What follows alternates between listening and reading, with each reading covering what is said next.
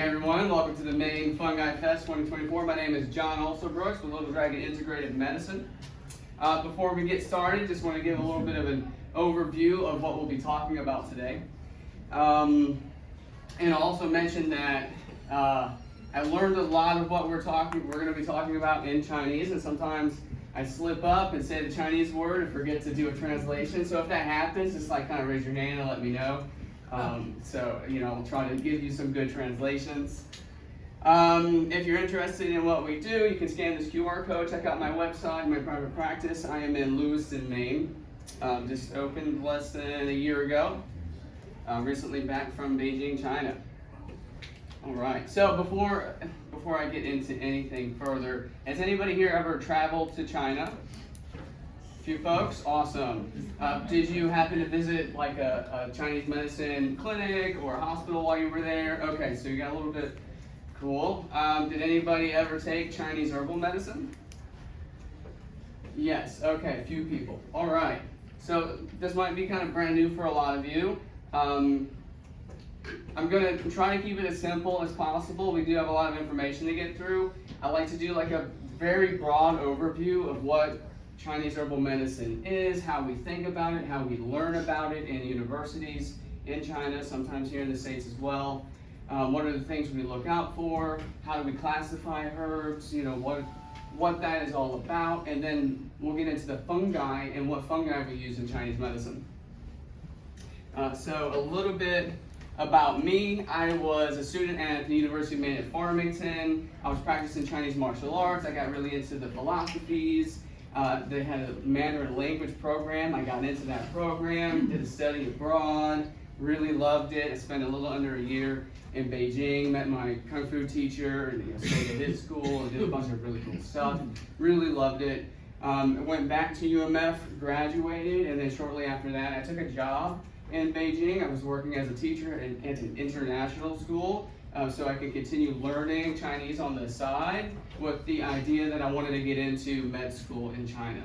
And so that's what I did. 2012, I started at the Beijing University of Chinese Medicine. It's a 5-year program, and it's pretty much half allopathic, half Chinese medicine. Everything in China is mixed now. You can sometimes find people who are very traditional, that do only Chinese medicine, only herbs, only acupuncture. But if you're working in the system and you're working in the hospitals, everything is mixed. Everything we do. So some people really focus on surgery, and that's what they do. Maybe we'll do some herbs with that as well. So we got teams of people in hospitals working, for the patients. So after that 5-year program, lots of cool stuff happened. I really enjoyed my time there. It was very challenging. I did it all in Chinese. So when I came back to the States, except for the board exams, I had to relearn stuff in English, and that was a big challenge, but got through it. Graduated. I was working at a hospital for a little while, and then a private clinic, and I got into a fellowship at this place called the Wangzhou Applied Channel Theory Research Center. I spent 3 years there learning about channel theory and applied channel theory and doing that kind of stuff. And after that, what happened? Pandemic hit, and then stuff got a little crazy in China for foreigners, and it was just like, it's time to go. So we came back, my wife and I, and slowly we opened a practice in Lewiston. So that's where we're at now. Real quick, are you from Maine originally? I came up here during high school from New Orleans. Oh, cool. So yeah, it was a weird transition. Yeah. But yeah, I went to high school up in Farmington, and then UMF, and then China for a little under 13 years. And will you break out into the blues at some point today too? I might. We'll see. All right. So there's some pictures of my escapades. My Kung Fu teacher, I was doing some teaching at the hospital. We had some doctors coming from abroad to come learn about Chinese medicine and some other techniques that we use.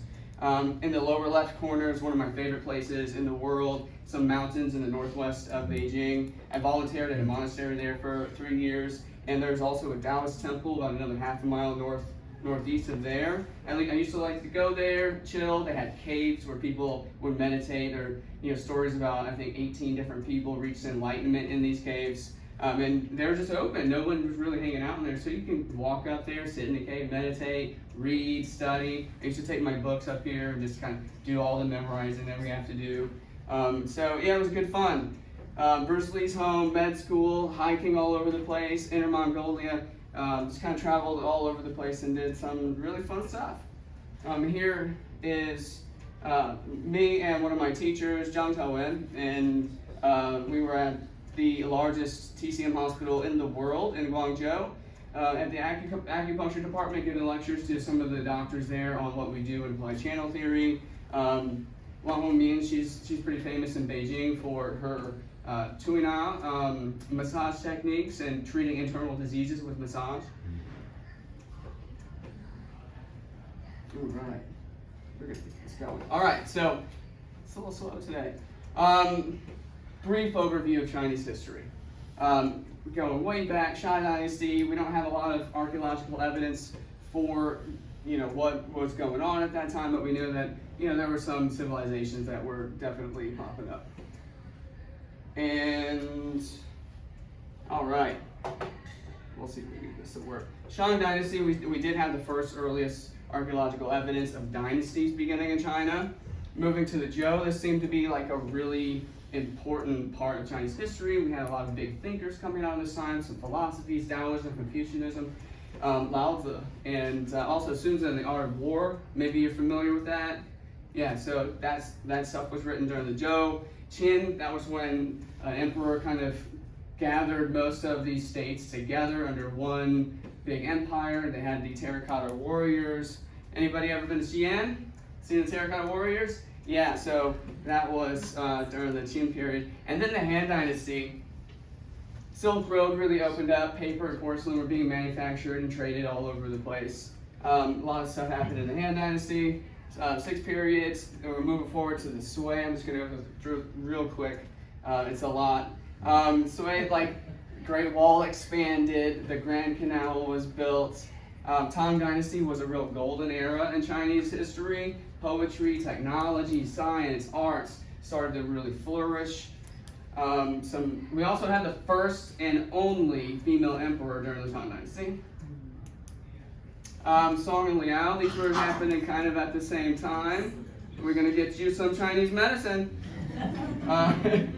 All right, gunpowder and paper mining were being manufactured. And then in the Yuan Dynasty, Mongols invaded. That's when the capital, again, was moving all over the place. Trade did flourish during this time. In the Ming Dynasty, we had the Mongols overthrown again by the Han. European trade really increased at this time as well. So you can see things starting to move back and forth between East and West, not just through the Silk Road, but through maritime expeditions. And then in the Qing Dynasty, Manchus invaded, took over, they conquered vast territories, and we had a lot of Western influence, Taiping Rebellion, the first Sino-Japanese War. And then at the end of the Qing, 1912 was the last bit of Imperial China, and we had the beginning of the Republic of China. At the end of World War II, there was a civil war, and the nationalists went to Taiwan, the communist state in mainland China. It's been that way since.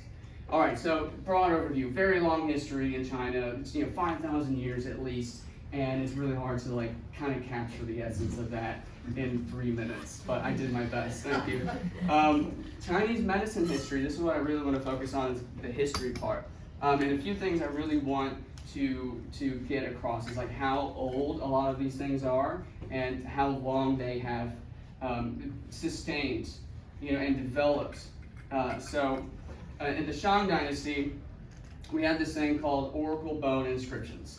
It was kind of the first writings that we found in archaeological digs throughout China, and it was really carvings on bones. So that's, if it was on anything else, it probably deteriorated, but the bones we found, and we were able to see a lot of cool things. This is when we also switched from this ghost, shamanistic, really spiritual, metaphysical type of mystical way of thinking about diseases. It's a demon has taken over this person, and that was the way maybe it was spoken about a little bit more. They start really writing at this point about real disease and parasites, and also tooth decay we see in these oracle bone inscriptions. So we see people are starting to realize like maybe there's some other stuff going on here. We still have some demons, right? But maybe there's something else going on here too. And then in the Zhou dynasty, there were a lot of writings that became pretty popular. There was one book in particular that was just for medicine, but there were other books that became really famous. Not really books at the time, but writings. They became very famous, and they mentioned doctors, physicians, the herbs that they're using, the medicines that they're using, how they're diagnosing things. And so we're looking back, Zhou dynasty, people are getting seen for, and like being treated for disease. And if you remember during the Zhou dynasty, that was when we had a lot of the big thinkers, the Confucianism, Taoism really starts to flourish. So a lot of in-depth thinking at that time. And then during the Qin and Han dynasty, this is the real thing we want to focus on. This is when the medical system that we still use today was really established. Not the medical system as in hospitals and government policy and those types of things, but the Chinese medicine system. How do we think about diseases? How do we diagnose things? What substances do we use? That all was established during the Qin and Han dynasties. And some of the writings that the classics that we still study and we have to memorize in school, these were written at this period. So, when learning Chinese medicine in China in Chinese, you have to learn modern Chinese to get around, right? But you also have to learn classical Chinese so you can understand what they're talking about in these texts. And that was a real challenge for me. I had a tough time with that. So one thing that I'll point out, Shen Nong's classic of Materia Medica. It was the first Materia Medica that survived that we know of. And it's a huge tome full of all kinds of medicinal substances. And 3 of the fungi we'll talk about today were written about during that period. And so, he classified it, what they're used for, what the things we'll talk about a little bit more as far as like single herbs and how we classify them. And then moving forward, and we'll go through this pretty quickly. We had some famous physicians. Sun Simiao was a very famous physician. He wrote a lot of books around formulas, Chinese formulas, like how do we put herbs together to treat certain diseases. Kind of started thinking about it that way. In the Yuan dynasty, we're going to skip that. Yuan dynasty was characterized by 4 major physicians that kind of broke away from the older thinking and started to come up with some different ideas about pathogenesis and how diseases occur, and maybe what are some of the main things that we really should think about. During the Ming dynasty, we had Li Shizhen was another very famous physician. He rewrote the Materia Medica and included a lot of substances that were introduced into China from abroad. The Silk Road brought a lot of stuff. A lot of plants were being transferred back and forth. Things were being traded, and a lot of medicinal substances were coming from places like India and the Stans and Eastern Europe, and there was a lot of trade in between. And so Li Shizhen, he rewrote that, and it was like his life's work, and he had this another giant tome of medicinal substances, what we call the Materia Medica. In the Qing dynasty, because of the imperialism, things became really standardized. There were a lot of writings and books about Chinese medicine and the way that you would use them in a standardized method because of the court system and because of the way that the society was kind of put together. And then during the nationalist period, the Republic of China, there was a lot of East-West exchange. That's when we really see Western and Eastern medicine started to become intertwined.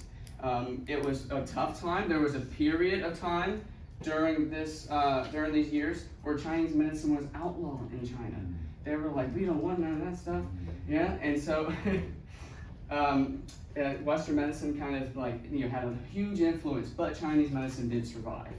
There were a lot of journals that were publicized during that time. We had some of the earliest TCM, traditional Chinese medicine, textbooks that were written during that time.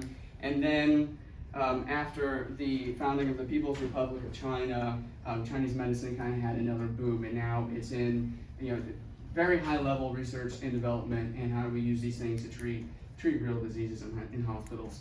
So Chinese medicine history. Whew, thank you. That's the worst for me, I swear. All right. So some of the classics, these are what the books look like. If you buy them in a library, they still look like this. And I just wanted to point out that one of the earliest books, Shenlong's Classic of Materia Medica, written about 2,000 years ago, includes 3 of these medicinal substances we'll talk about today specifically. Can you see that? Is that good? Okay, it's kind of low. I'm sorry about that.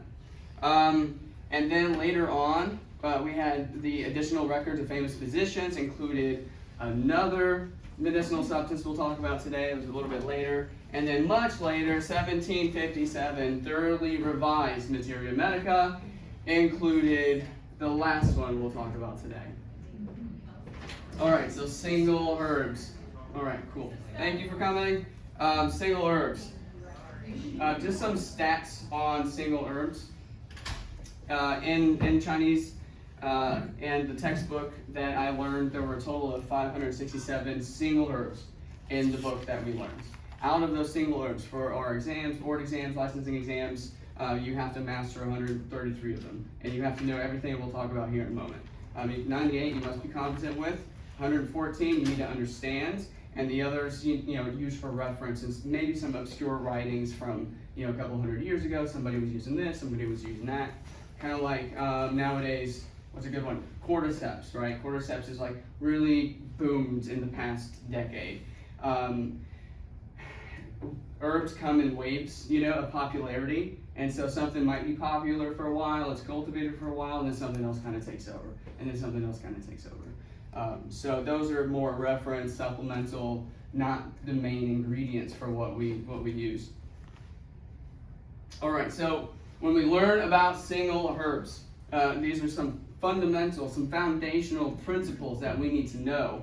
It's flavor, nature, channels, the channels that they enter, channel affinity, and then also direction or energetics of the herb. Some of this sounds a bit obscure. Stay with me, we'll get there.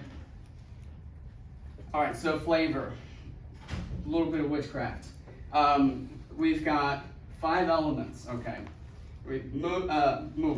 Wood, fire, earth, metal, and water.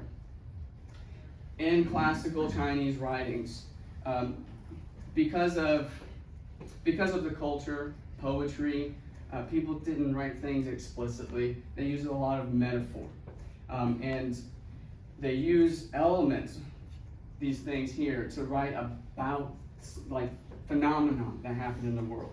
And they categorize things in like these 5 categories. And these categories have like an element, a season, a color, a sound that are all associated with them. They also have 5 flavors that are associated with them. These 5 flavors correspond to 5 organ networks in the body, and they correspond to the 5 elements, right? So we'll start with wood, sour, liver. I know it sounds a bit weird, but as we talk a little bit later, it might click for you, you might get it.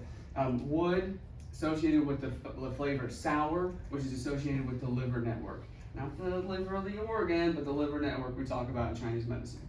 All right, fire, bitter, associated with the heart. Earth, sweet, associated with the spleen. Metal, acrid, associated with the lung. Water, salty, associated with the kidney. And we could probably spend a few days talking about the 5 elements and that theory and how is it used and all of that. Not the focus of today's talk. What I want you to know is that there are 5 flavors we categorize herbs as. Sometimes it's a combination, such as sweet and sour. Sometimes it's pungent and bitter, And so when traditionally these herbs were tasted, people would kind of see, where am I having an effect in my body? What's going on?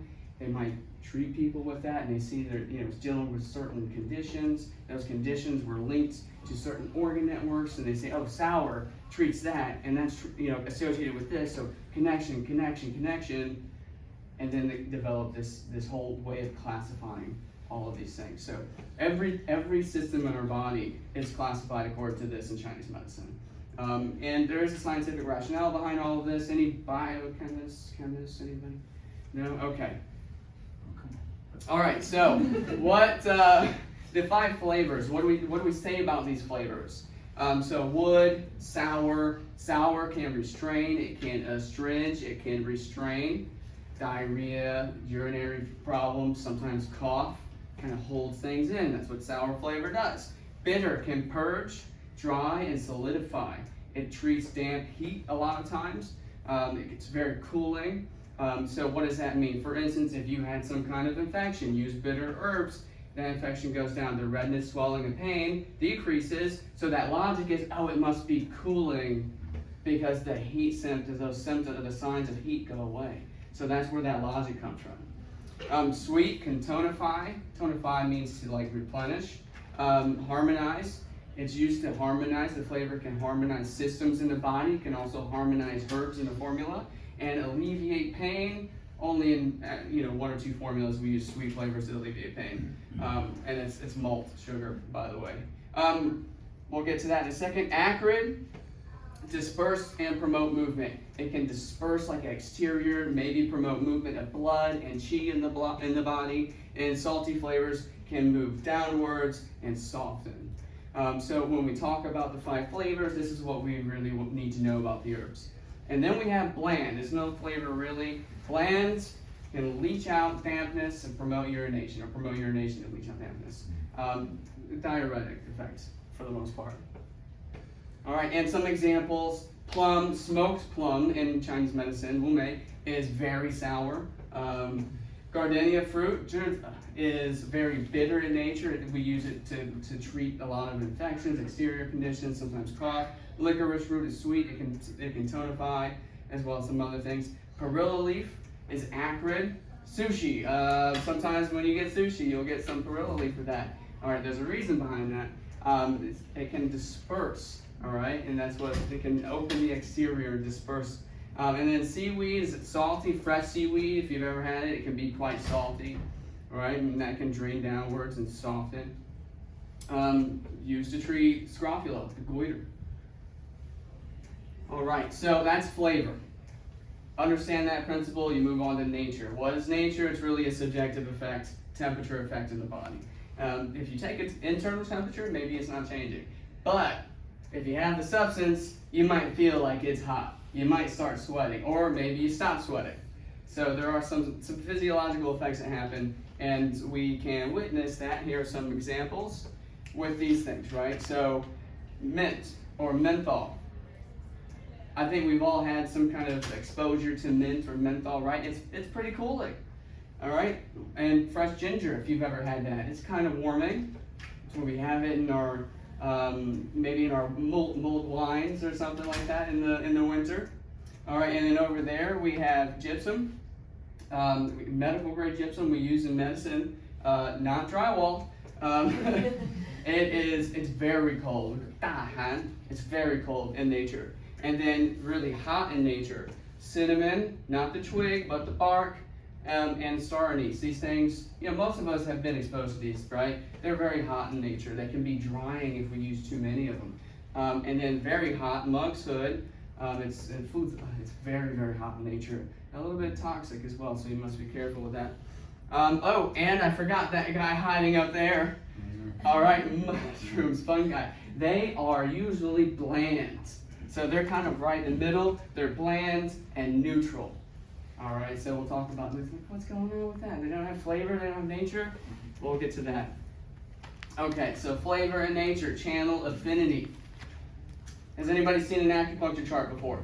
Sure. Okay, all right, we talk about these things that run up and down the body, and we call them channels or meridians, right? And if you look at this, it seems like it's just like, the surface of the body. Channels, I kind of geek out on this, so don't let me talk too long. This is where I really like this stuff.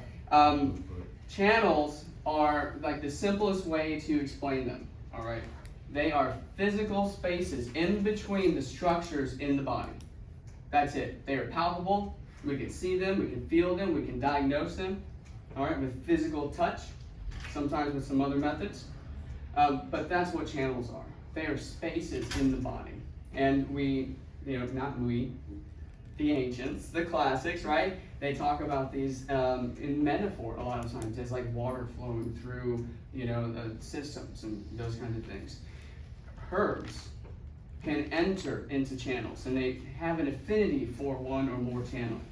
And so when we're learning about herbs, we need to know, okay, if I want to affect the urinary bladder channel, which is on the posterior aspect of the body for the most part, if I want to affect that channel, I need to have a formula to treat it, but I also need an herb in that formula to guide all the other medicine to that part of the body. So that's how we think about channel affinity in Chinese medicine. And then energetics. This one's a little more tough. All right, so 生长属入, or anyway, sorry, get caught up with the Chinese. The energetics of herbs. Some things are a little bit more uplifting in nature, not mood elevating. It's a little different. Maybe that would be considered. I'll have to think about that one. But for instance, if you take a large dose of mint or menthol, it kind of goes right up to the sinuses, right? And everything up here feels like it's just kind of opening upwards.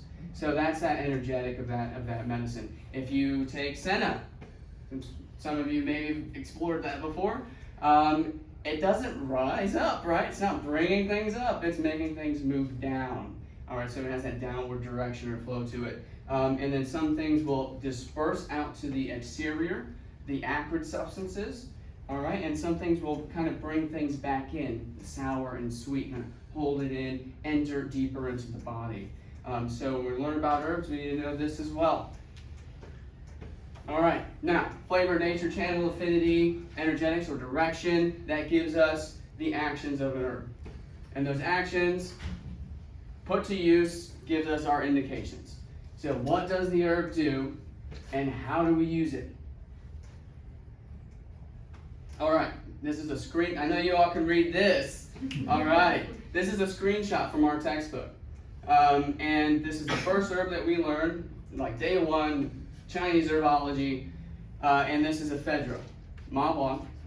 And when we're learning these things in school, it seems like I had this like romantic idea that I was going to be in the mountains, picking herbs and learning about, all of that stuff. And it wasn't like that at all. It was sitting down with a textbook, 15 hours a day and learning all this information. And a lot of characters, a lot of characters you had to learn. All right, so the book, it breaks it down into flavor, nature, channels, the actions, and indications. So with ephedra, has anybody ever used ephedra? Back in the day, they used to use it a lot, weight loss maybe. Okay, so it's acrid, slightly bitter, and warm, enters the lung and urinary bladder channels.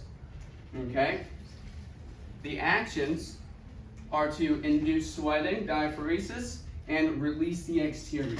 We use ephedra in Chinese medicine to treat common cold and flu-like illnesses for the most part, usually with cough. All right, because it can also disperse the lung and settle wheezing or calm wheezing. And we also sometimes use it to treat superficial edema because it does promote urination. So when we learn about herbs, this is basically what you need to know when you want to master it. It's like, okay, you're going to learn these things, you're going to learn what formulas they're in, what the dosage is, contraindications, things to be aware of, all of that. All right, sorry you can't see that. So that's what we use to learn herbs. All right, something else that's really important to know about herbs.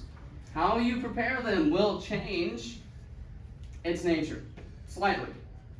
So if we have something that needs to maybe enter a little bit more deeper into the body, if we need it to be a little bit more nourishing or tonifying, we can use honey to fry it. All right, we have many different ways to prepare herbs. Vinegar fried, wine cooked. These can change its nature. Yeah, that's a good way to put it. It does change its nature a bit, and so it can kind of direct it to a certain aspect that we need it to treat. So different ways to prepare herbs. We sometimes use them raw as well, just raw dried herb. But if we want it to do something, we'll also need to know how to prepare it first. Certain formulas. And then pairing of herbs. All right, we see some yawns. We're gonna we're gonna pick it up in a second. All right, so pairing. We have many ways to pair herbs. Sometimes we have herbs that work together and they have very similar effects, and we'll use a couple of them to get a better effect in the clinic. Sometimes we have things that don't work very well together at all. Maybe we'll put them together still to kind of treat two different things that might be going on at the same time. And then we have some things that we shouldn't pair together and some rules around that. Those rules can be broken, but as like younger, newer practitioners, you got to learn those rules and be careful with those substances. So we pair herbs in different ways. There are some rules around that, but you can also get very creative with it once you've mastered that skill. And dosage is very important. I find that a lot of people here in the West taking supplements, this and that. Astragalus is a big one, and it has tiny doses. If we want to get a medicinal effect, especially because of like nutrient soil depletion, the way it's cultivated, we want things to grow quicker, and so it goes through certain processes. They're not as potent as they used to be, so we do have to use higher doses. And usually it's between 3 and 30 grams, sometimes up to 60 grams for a single dose. And how do we prepare that?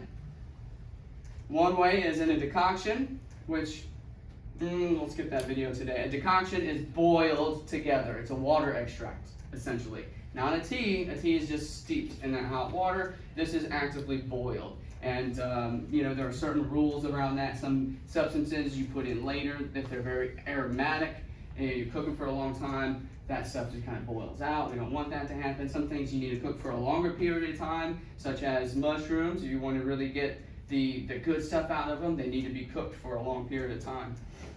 Tea pills, dry powders are mixed with honey, rolled into these little tea pills, and the little beeswax to hold them together.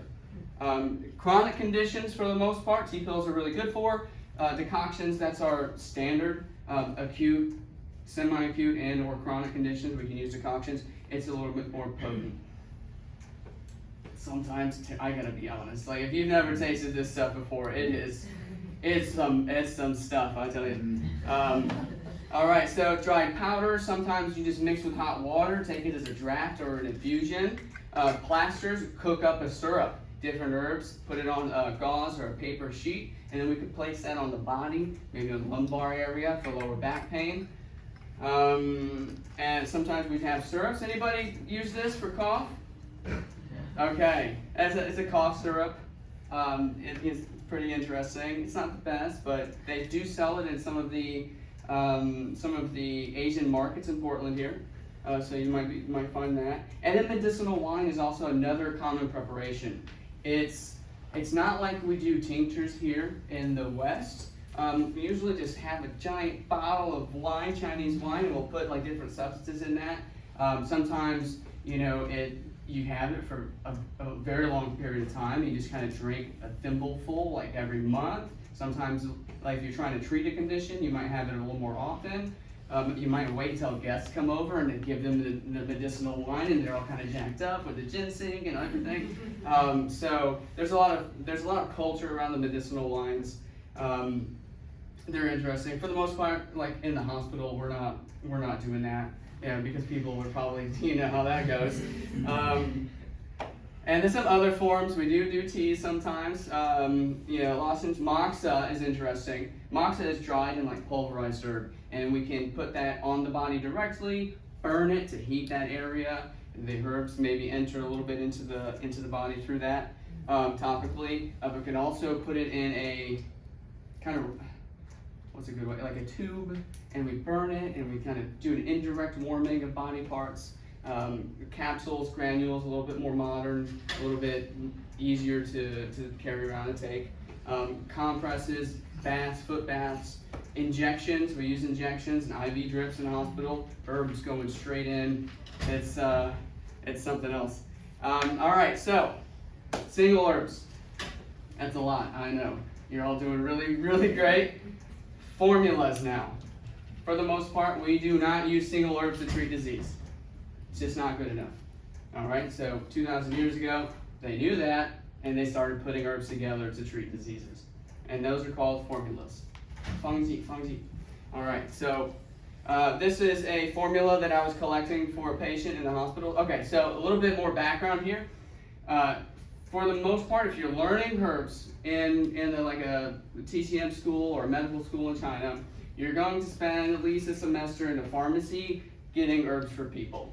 And you can see the cabinets in the background, giant wall about the size of this wall here, all cabinets, and each one of those drawers has a different herb in it.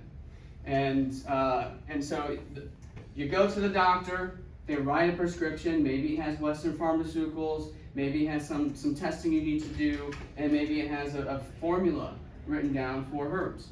You take that to the pharmacy, the person behind the counter goes and grabs those things out, weighs it all out, wraps it in a little paper bundle, however many you got, like one bundle per day, and then you go home and cook it. Sometimes the pharmacy will cook it for you too in-house. So they've got big pressurized pots to cook different kind of herbs in there. And then they'll put it in a vacuum pack and then send you home, and you take that and then go see your doctor in 7 days and see how you're doing with it. If you need to change it, adjust the dose, add something, take something away. So that's usually how we do that. And this was a formula that I was gathering for, I believe it was a pediatric patient suffering from like an exterior wind heat condition with a cough. And so that's basically what a formula is. It does require an accurate differential diagnosis. There's more than one medicinal substance put together, formed with certain rules. All right, it's not just like I'm just going to get a little bit of this, a little bit of that, a little bit of this. You learn the rules, master those rules, really get good at that, and the classical formulas, and then you can kind of just break away and get a little more creative with it. One of my teachers says, 先水晶发后水经验, and that's like, learn the classic first, and then your experience. All right, so it does take a lot of time to get good at that. You can practice. And there are 4 components for the most part in most formulas.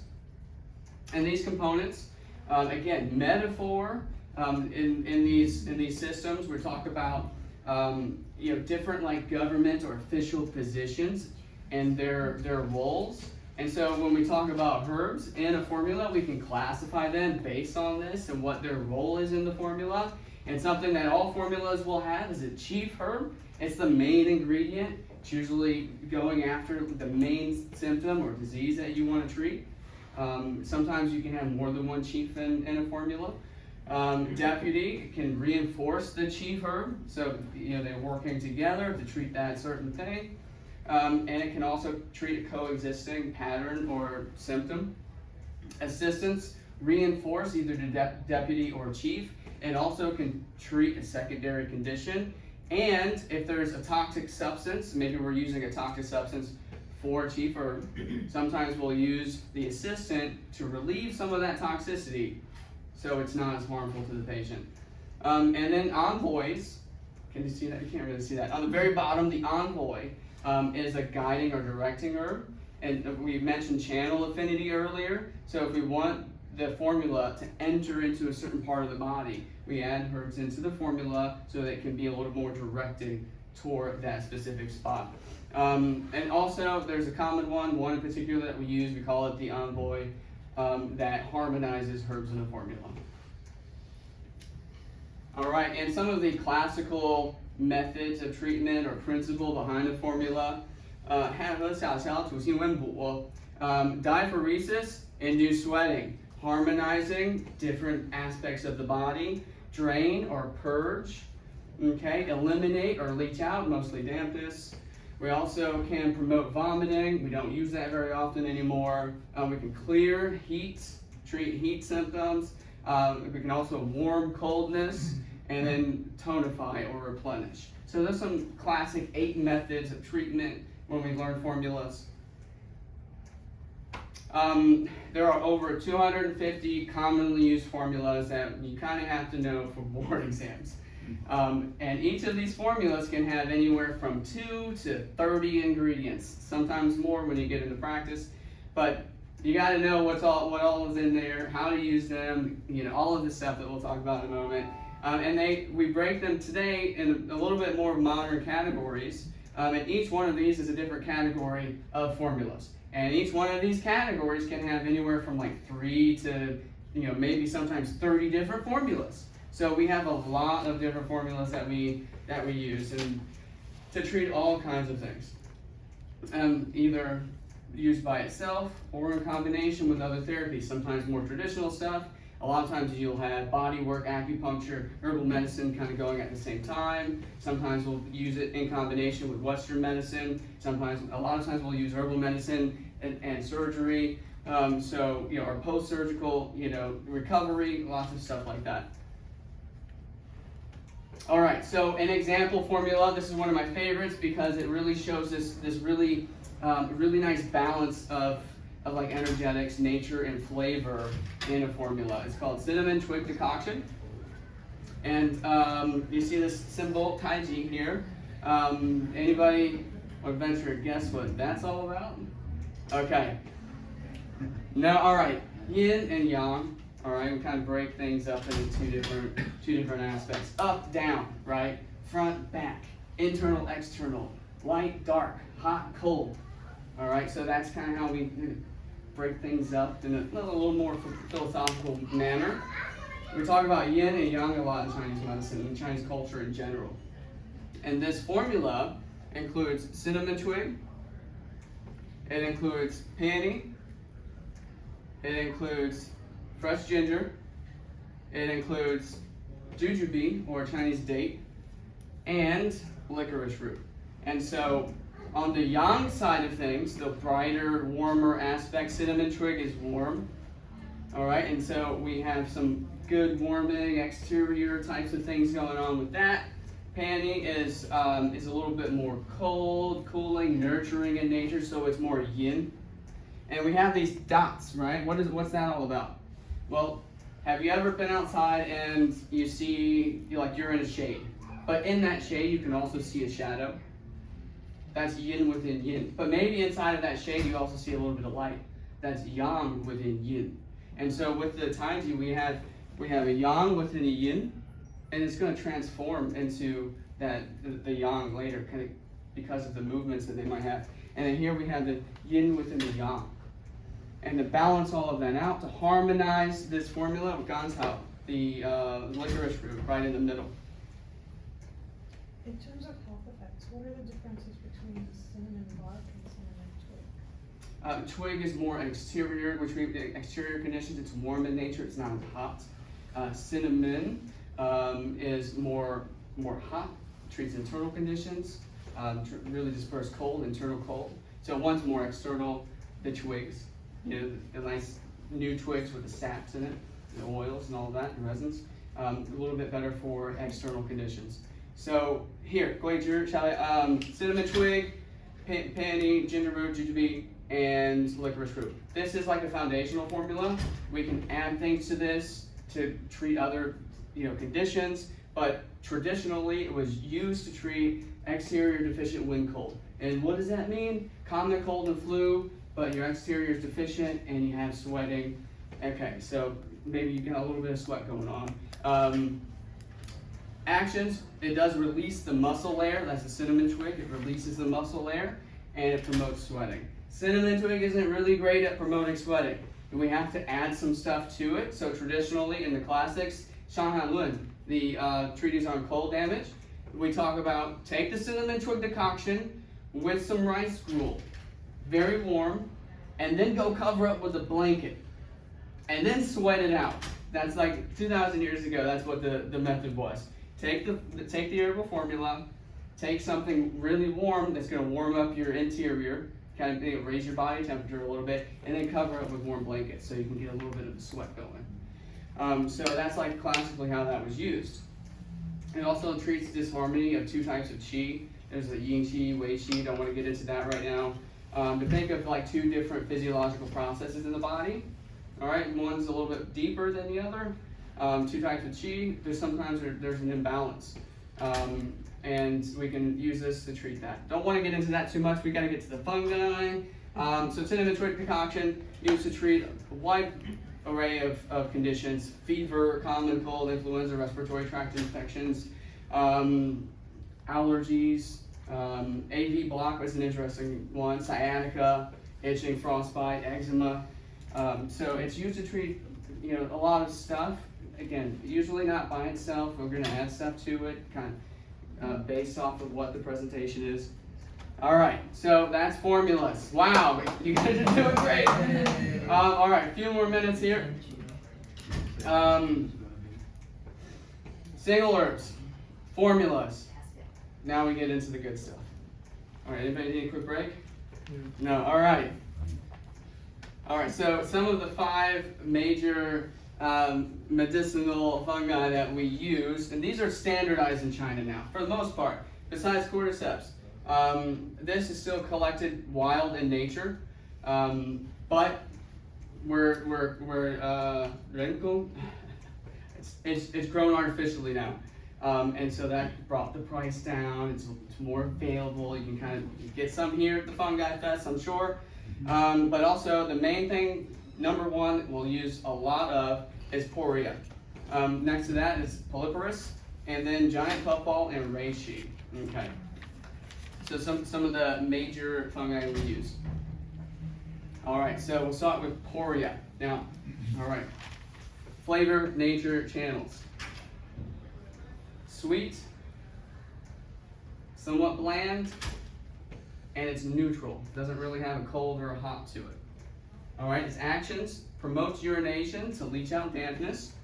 It can also help fortify the spleen. Spleen in Chinese medicine is, you can think spleen, pancreas, stomach, metabolic function, and fluid metabolism. That's kind of what we talk about with the spleen. And it can also, a part of poria, like the most internal part of poria, can settle the mind and calm the spirit. Its indications: various types of edema. Because it promotes urination, it kind of gets water and fluids moving out. Also phlegm room with fluid buildup. Sometimes we'll have like pretty bad cough, maybe with some fluid in the lungs.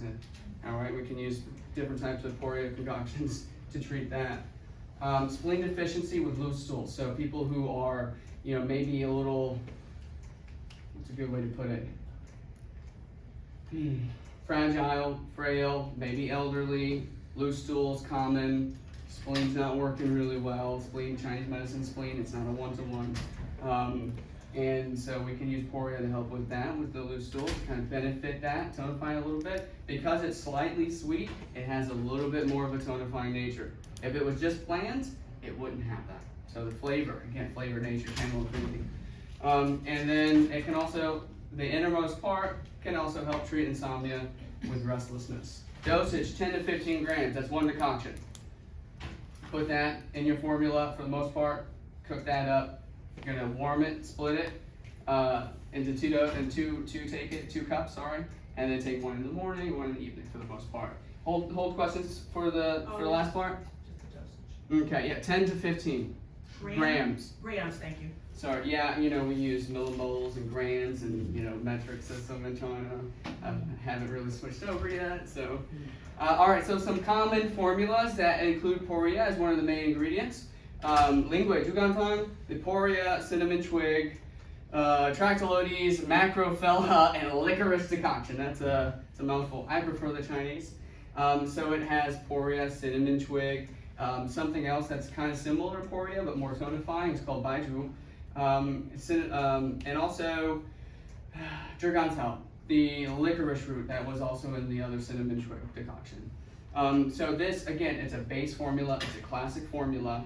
You can use it by itself just as is under these directions, but if you want to get the best out of it, you got to modify it a little bit. And it can be used to treat a lot of conditions: chronic bronchitis, diabetes, obesity, edema, COPD, migraine headaches, vomiting, lots of different stuff that can be used for. We'll see a case study here in a moment. And then another one down here, if you can't see, it's called True Warrior Decoction. And it's similar to the other one, but it has a little bit more warming in nature because of the fuzi, the monk's hood that's added into it. And it also treats several types of edema. Nephritis, dizziness, also common cold, some arrhythmias, palpitations. I'm currently using something similar to this to treat somebody. All right, and so a case study. We had a female, 48 years old, chief complaint. She was experiencing a loss of consciousness, syncope, randomly, at least once a week, and she was also having insomnia. We did checks, we didn't really find much. She did have elevated blood pressure. She was suffering from hypertension. She was using pharmaceutical medications to help control that. And her heart rate was a little low. Besides that, we didn't really find anything else. EKG was clear. You know, things for what we checked didn't really have any abnormal findings.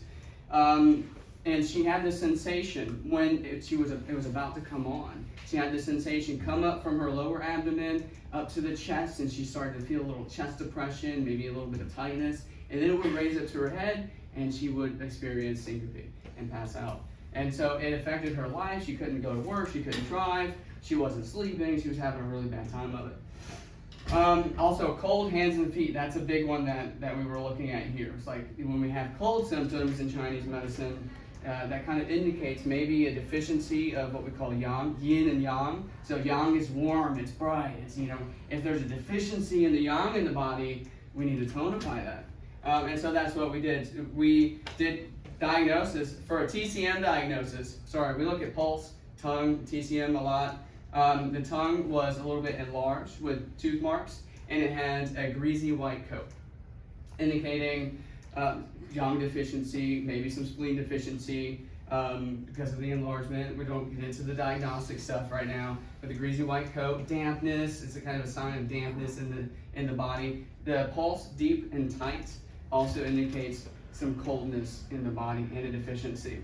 So heart and spleen yang deficiency, that was the Chinese medicine diagnosis, and we treat with Lingui Zhugan Tang, the one that we just talked about, but we added a couple of warming herbs to it to help treat with that yang deficiency. Follow-up number 1, symptoms decreased, no more syncope, but still experiencing insomnia. We added some different herbs to help treat that. Follow-up number 2, same thing, we changed those herbs out to something a little bit different to help with the hypertension, and then like her blood pressure went down, she started sleeping a lot better. She's able to get up to 6 hours of sleep. I think there was a 6-month follow-up. She did not experience syncope again, and her hypertension was under control, and she was still sleeping, you know, around 6 hours a night. So overall, she was very happy with the results. All right, another one, polyporus. It's called zhulian in Chinese, and the reason we call it zhu is pig, and it's called pig droppings because it looks like pig droppings. All right. Flavor, nature channels, sweet, somewhat sweet, not really sweet. This one's pretty bland, pretty neutral. It enters the kidney and urinary bladder channels. Its main function is to promote urination and treat edema for the most part. Dosage, 5 to 10 grams. We use this for things that are a little bit more hot in nature, so signs of infection. So for instance, if you have a UTI, frequency, urgency, maybe some pain, dysuria, you feel that, maybe it feels hot and not really good, use this in combination with other herbs to treat those types of symptoms.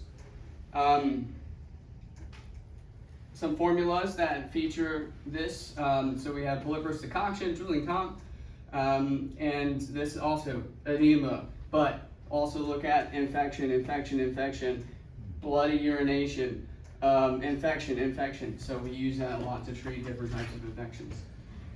Again, usually not on its own. We're going to add some other stuff to it, probably in combination with Western pharmaceuticals, and then also 5 substances powder with poria, Wuling scent. This is another one used to treat a lot of chronic kidney problems, but also heart failure and stuff like that. So some formulas with polyporus involved. All right, case study here. How are we doing on time? Good? Yes. All right. 46-year-old male, his chief complaint, gouty arthritis. Now, most time we have gout in... Right. But it can show up anywhere, mostly in hands and feet. This patient was experiencing it in both hands and feet, and it was after bouts of heavy drinking and eating lots of seafood. A common practice, especially if you live on the coast. Stay up all night, drinking and eating. So he was using other herbal formulas, over-the-counter stuff, patented medications to try to treat the symptoms. It was not working. For the labs, creatinine and uric acid were increased, showing signs of increased purines in his diet maybe. That's pretty common. It's not a one-to-one thing. We'll get into that right now. TCM diagnosis, however, he also had an enlarged tongue with tooth marks, showing some deficiency, but it was red with a yellow greasy coat. Red, yellow greasy coat. Red, fire. Okay, heat, something going on. Yellow, it's also signs of heat. Okay, more hot signs, symptoms of heat here. So we used a different, more cooling formula, modified with another herb that is also very cooling, drying in nature. Okay, so after the first 3 days, pain, swelling, redness, all diminished incredibly well. And then after 12 days, we rechecked his labs. Everything was within normal range. And then in a 6-month follow-up, it had not reoccurred. This is a pretty simple case. So not all gout can be treated this way. You do need to have a correct differential diagnosis and a good formula. Just a moment. We're almost there. We'll have questions in a minute. All right, cordyceps. Good stuff here. Like I said, there are some people that are still on the Tibetan plateau out there with their hose, feeling around. They feel the little fungus. They dig it out, collect bags, and sell it to the pharmacies. That's traditionally how we used to get it. Now it's grown artificially. So the price used to be up there. It was pretty expensive. So therefore, we didn't use large doses of it. We didn't use it very often. But after the 80s, 90s, started using it a little bit more. Nowadays, it is pretty readily available, and you can get it pretty cheaply. So we might use a little bit more of it. So it's sweet, neutral, enters the kidney and lung channels, tonifies the kidneys, and benefits the lungs. So we talk about, what's that word that we use here? What are the catchphrases? I forget. There's an English word that we use to talk about these types of medicines. It'll come to me in a minute. Anyway, treats kidney deficiency, yang deficiency, with weak lower back and knees. But it also can treat long-term deficient coughs. All right, so if you have like a cold or flu-like illness, you don't want to be using something like this. Okay, it's usually for deficiency. Maybe you had an illness for a long time and you're suffering the sequelae of that illness, and you have a lingering cough that just won't go away. And if you have signs of deficiency along with that, then maybe you can use it to treat cough. There are some cases of using it to treat tuberculosis and bloodstreak sputum and things like that. We'll get into that right now. So dosage here is also pretty important. 3 to 9 grams. That's per day. All right. So we don't have a lot of classical formulas with cordyceps because it was only introduced to the Materia Medica, the canon of Chinese medicine, later on, 1757, in thoroughly revised Materia Medica. But here we got a couple of things here from the Tianjin School of Chinese Medicine. These are some things that they use, they publish. And the bottom one, I'm not sure remember where I got that, but it's used to treat cough. So some compositions here. Cordyceps 30 grams, goji berries 30 grams, put that in a big container of Chinese spirits, steep it for 7 days, and then you drink a thimbleful twice a day to treat kidney deficiency with painful lower back. That's pretty, like if you have a very simple case, no comorbidities, nothing else going on, this might be beneficial for you. The other ones, maybe not so much. Impotence, nocturnal emission, maybe you have some erectile dysfunction, stuff like that, low libido. Cordyceps and astragalus mixed together can also help treat those things. Very tonifying, warming, replenishing in nature. All right, some studies. Now this is really interesting. So my old school, the Beijing University of Chinese Medicine, paired with the Wangjing Hospital in Beijing, did a study on using a Chinese patent medication, Baling capsule. The main ingredient in this medication in the capsule was cordyceps. And they used that as an adjunctive therapy with an SGLT2 inhibitor, which treats type 2 diabetes by excreting excess glucose through the urine, to treat patients that had diabetic kidney disease. They did this for 12 weeks. And then after that 12 weeks, the two study groups were also compared. The group that had the botulinum capsule with the traditional pharmaceutical medication did well, much better than just the Western pharmaceutical medication alone. Really interesting stuff. That was in 2021. Again in 2021, a university in Chengde, China, Hebei province, did another study with botulinum capsule, the same one. Cordyceps is the main ingredient to treat diabetic glomerulosclerosis, which is scar tissue buildup in the kidneys, which was associated with diabetic nephropathy, the diabetic kidney disease.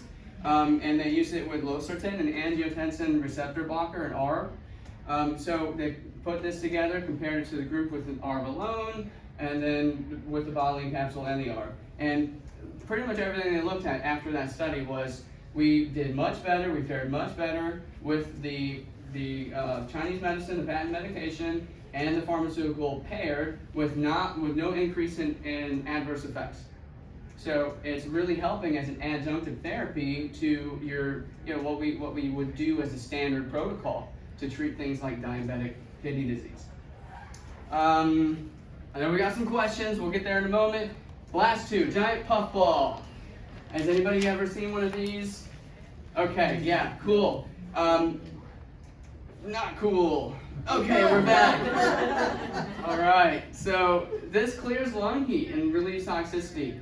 Taken internally, sore throat, cough, that kind of thing. Topically, stops bleeding.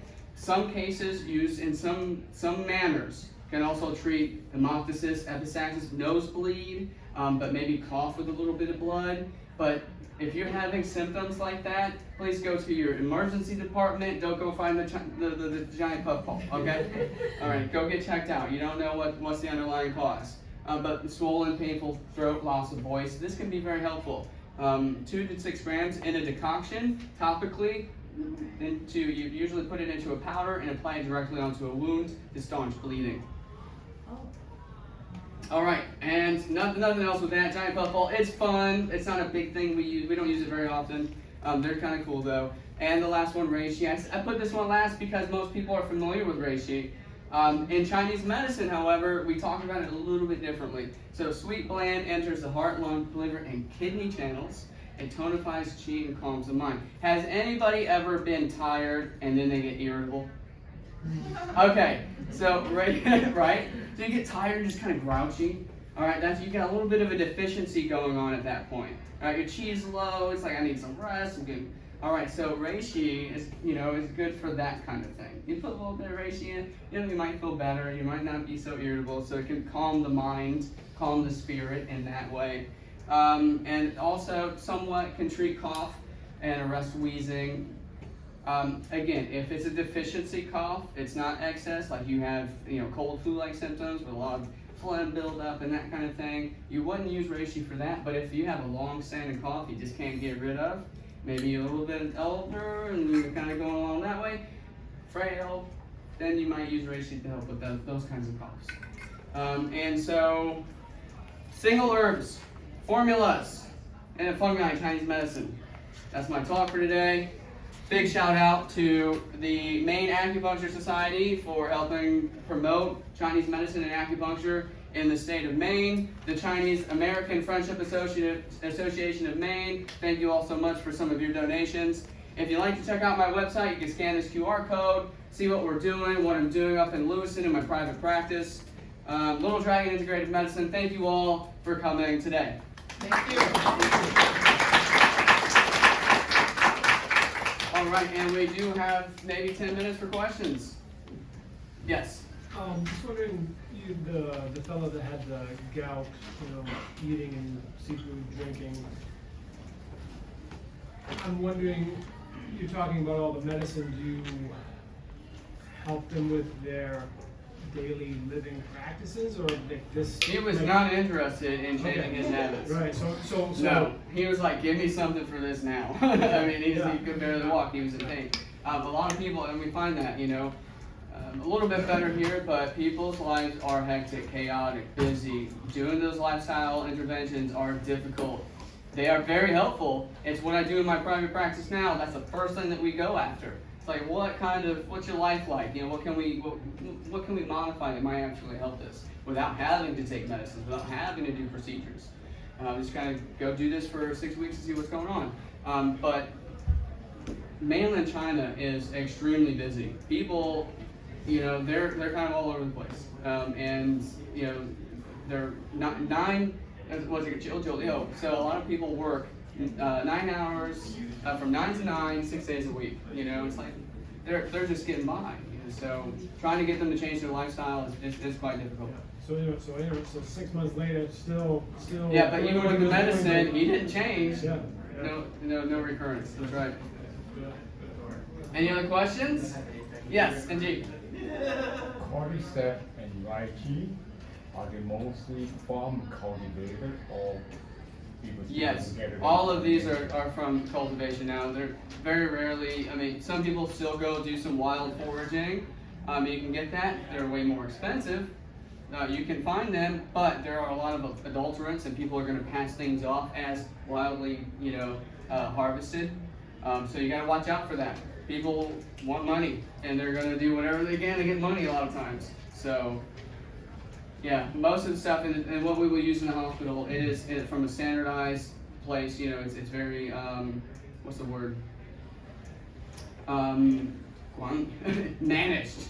All right, the growth, the production, how it's processed. You know, there are facilities that have to have licenses in order to do that. If we're going to use that in the hospital. Yes. How was Chinese medicine used during the pandemic? Yeah, so up to 98% of patients in China receive some sort of Chinese herbal medicine as an adjunctive therapy to anything else that they were getting at the time.